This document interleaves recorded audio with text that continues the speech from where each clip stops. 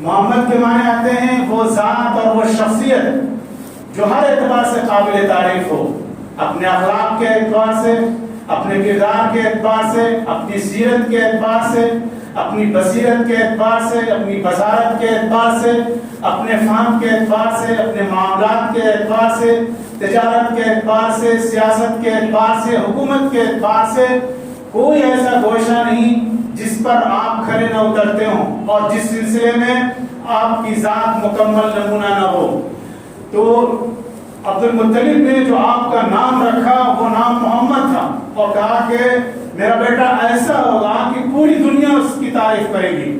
چنانچہ پوری دنیا حضور اکرم صلی اللہ علیہ وسلم کی تعریف کرتی ہے۔ اس کا تعلق کسی مذہب سے ہو، کسی دین سے ہو، کسی رنگ سے ہو، کسی نسل سے ہو، اپنے ہوں، پرائے ہوں، ماننے والے ہوں، انکار کرنے والے ہوں، حتیٰ کہ آپ کے دشمن بھی آپ کی تعریف کرتے ہوئے نہیں تھکتے ہیں اور آپ کی عظمت کا، آپ کی بڑائی کا، آپ کی شخصیت کا اعتراف کرتے ہیں کہ اس دنیا میں محمد سے بڑا انسان کوئی پیدا نہیں ہوا اور آج تک نہ ہوا ہے اور نہ قیامت تک اس کا امکان ہے۔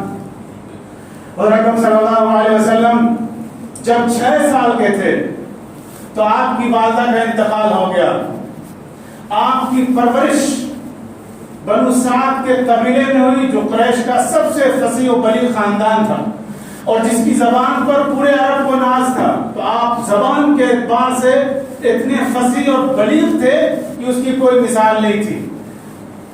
والدہ کے انتقال کے بعد آپ کی تربیت آپ کے دادا عبد المطلب نے کی اور جب آپ 8 سال کے ہوئے تو آپ کے دادا کا بھی انتقال ہو گیا۔ پھر آپ اپنے چچا کی تربیت میں آئے، ابو طالب جو اس وقت قریش کے سردار تھے اور قبائلی اعتبار سے مکے کے سردار تھے، جو آپ کے ولی بھی تھے، آپ کے باپ بھی تھے، آپ کے سرپرست بھی تھے، بلکہ وہ آپ کے لیے سب کچھ تھے۔ حضور اکرم صلی اللہ علیہ وسلم کو جب نبوت عطا کی گئی اور آپ نے دنیا کو اسلام کی طرف دعوت دی تو پورا زمانہ آپ کے خلاف ہو گیا۔ اس وقت آپ کے چچا دیوار بن کر کے، ڈھال بن کر کے آپ کے سامنے آئے اور کہا کہ جب تک میں زندہ ہوں، جب تک ابو طالب کی جان میں جان ہے، اس وقت محمد کو کوئی کچھ نہیں کر سکتا۔ جاؤ تم میرے بیٹے اپنا کام کرو جس کام کے لیے تم کو منتخب کیا گیا ہے۔ لیکن ان کا بھی 3 سال کے بعد انتقال ہو گیا۔ اس کے بعد جو حالات آئے وہ اتنے سنگین حالات آئے کہ تاریخ کی کتابوں میں، سیرت کی کتابوں میں وہ سب درج ہیں، ان کی تفسیر کا یہاں موقع نہیں۔ حضرت اکرم صلی اللہ علیہ وسلم کو نبوت عطا کی گئی اور یہ نبوت انسانیت کے لیے بہت بڑی نعمت تھی۔ اللہ تبارک و تعالیٰ نے فرمایا کہ وَكُنْتُمْ عَلَى شَفَا حُفْرَةٍ مِّنَ النَّارِ فَأَنْقَذَكُم مِّنْهَا، کہ تم جہنم کے کنارے تھے، جہنم میں چھلانگ لگانے والے تھے کہ ہم نے تم کو بچا لیا نبوت کے ذریعے سے، محمد کی بعثت کے ذریعے سے، محمد کی رسالت کے ذریعے سے، اور آپ کو نبی بنا کر کے بھیجا گیا، شاہد بنا کر کے بھیجا گیا، مبلغ بنا کر کے بھیجا گیا، ساری انسانیت کے لیے رحمت بنا کر کے بھیجا گیا۔ یا ایھا النبی انا ارسلناک شاہدا ومبشرا ونذیرا وداعیا الی اللہ باذنہ وسراجا منیرا وبشر المؤمنین بان لهم من اللہ فضلا کبیرا۔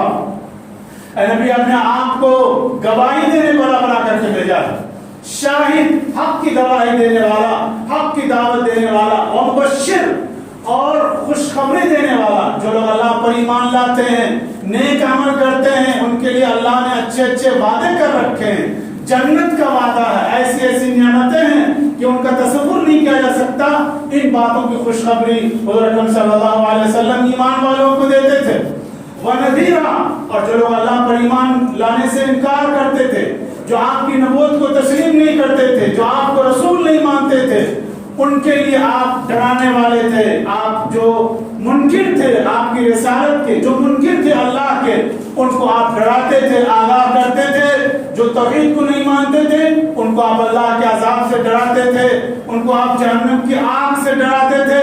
کہ لوگو قولوا لا الہ الا اللہ تفلحوا، تم لا الہ الا اللہ کہہ دو، اسی میں کامیابی ہے، ورنہ تم ہمیشہ ہمیشہ کے لیے جہنم میں جاؤ گے، جہنم کا ایندھن بنو گے اور جہنم میں رہو گے۔ کوئی بچانے والا تم کو نہیں ہوگا، نہ خاندان کام آئے گا، نہ دولت کام آئے گی، نہ عہدہ کام آئے گا، کچھ بھی کام نہیں آئے گا. تم کو اپنے نسل خاندان پر غرور ہے, اپنی زبان پر غرور ہے, اپنی طاقت پر غرور ہے, لیکن یاد رکھو کہ یہ کوئی بھی چیز کام نہیں آئے گی. میں یعنی محمد اکرم صلی اللہ علیہ وسلم بوانگے دہل ڈنکے کی چوٹ پر آپ مشرکین کو اسلام کی دعوت دیتے تھے. وَدَاعِينَ إِلَى اللَّهِ بِإِذْنِهِ وَسِرَاجًا مُنِيرًا, اور آپ اللہ کی طرف دعوت دینے والے تھے پوری طاقت کے ساتھ, پوری قوت کے ساتھ. آپ اس میں کسی کی پرواہ نہیں کرتے. آپ کا خاندان چھوٹ گیا, آپ کا وطن چھوٹ گیا, مکہ مکرمہ جہاں آپ پیدا ہوئے, جہاں کی گلیوں میں آپ پروان چڑھے, وہاں سے آپ کو نکالا گیا. کسی کو گھر سے نکالا جائے, اپنے وطن سے نکالا جائے, جس وطن میں 40 سال تک 50 سال تک حضور اکرم صلی اللہ علیہ وسلم رہے, تو کتنی تکلیف اس کو ہوتی ہے اس کا تصور نہیں کیا جا سکتا. لیکن آپ نے وطن کو چھوڑا, اپنے گھر کو چھوڑا, اپنے خاندان کو چھوڑا اللہ کے دین کے لیے اور اللہ کے دین کے دعوت کے لیے. وَدَاعِينَ إِلَى اللَّهِ بِإِذْنِهِ وَسِرَاجًا مُنِيرًا, اور آپ کو اللہ تبارک و تعالیٰ نے روشن چراغ بنا کر کے بھیجا. آپ کی ذات وہ نور ہے جس کی روشنی سے پوری دنیا منور ہوئی. آپ کی ذات وہ چراغ ہے جس کی لو سے ظلمت کی تاریکیاں چھٹ گئی. آپ کی ذات وہ رحمت ہے جس سے انسان کیا جانور نے بھی استفادہ کیا. وَمَا أَرْسَلْنَاكَ إِلَّا رَحْمَةً لِلْعَالَمِينَ, ہم نے آپ کو سارے جہان کے لیے, اللہ تبارک و تعالیٰ اعلان کرتا سارے جہان کے لیے, مسلم غیر مسلم, انسان جاندار حیوان, کسی کی کوئی قید نہیں. آپ رحمت ہیں مسلمانوں کے لیے, آپ رحمت ہیں جو مسلمان نہیں ان کے لیے بھی, آپ رحمت ہیں انسانوں کے لیے, آپ رحمت ہیں جانوروں کے لیے بھی, ساری انسانیت کے لیے رحمت بنا کر کے آپ کو بھیجا گیا. اور مسلمانوں سے کہا گیا کہ تمہارے لیے نبی آئیڈیل ہیں, نمونہ ہیں, تمہارے لیے ایک اسوہ کی حیثیت رکھتے ہیں. اگر تم اپنی کامیابی چاہتے ہو, اگر تم نجات چاہتے ہو, اگر تم دنیا اور آخرت میں سرخرو چاہتے ہو, تو محمد کی غلامی کرو, محمد کے نقش قدم پر چلو, پوری دنیا تمہاری غلامی کرے گی. اگر تم محمد کی غلامی کرو گے تو پوری دنیا تمہاری غلامی کرے گی, اور اگر تم محمد کی غلامی سے منہ موڑ لو گے تو پوری دنیا کی غلامی کرنے کے لیے تم مجبور ہو جاؤ گے. جو اللہ کی غلامی کرتا ہے, جو محمد کی غلامی کرتا ہے, وہ دنیا میں کسی کی غلامی نہیں کرتا. جو اللہ کے سامنے سر جھکاتا ہے وہ پھر کسی اور کے سامنے سر نہیں جھکاتا ہے. وہ ایک سجدہ جسے تو گنا سمجھتا ہے 1000 سجدوں سے دیتا ہے انسان کو نجات. ایک پیشانی جو اللہ کے سامنے جھکتی ہے, جو اللہ کے حکم کے پر جھکتی ہے, وہ صرف اللہ کے سامنے جھکتی ہے. اور جو پیشانی اللہ کے سامنے نہیں جھکتی ہے وہ دنیا میں پتہ نہیں کن کن چیزوں کے سامنے جھکتی ہے. کبھی سانپ کے سامنے جھکتی ہے, کبھی بچھو کے سامنے, کبھی درندوں کے سامنے, کبھی چرندوں کے سامنے, کبھی پانی کے سامنے, کبھی طاقت کے سامنے, کبھی دولت کے سامنے, کبھی دھوپ کے سامنے, کبھی ہوا کے سامنے. دنیا کی ساری چیزوں کی غلامی انسان کو کرنی پڑتی ہے. اگر وہ ایک اللہ کی غلامی نہیں کرتا, اگر وہ محمد کی غلامی نہیں کرتا, اگر وہ محمد کی غلامی کرتا ہے تو پوری دنیا اس کے قدموں میں ہوتی ہے. کی محمد سے وفا تو نے, تو ہم تیرے ہیں, یہ جہاں چیز ہے کہ اللہ ہو قلم تیرے ہیں. وآخر دعوانا الحمدللہ رب العالمین.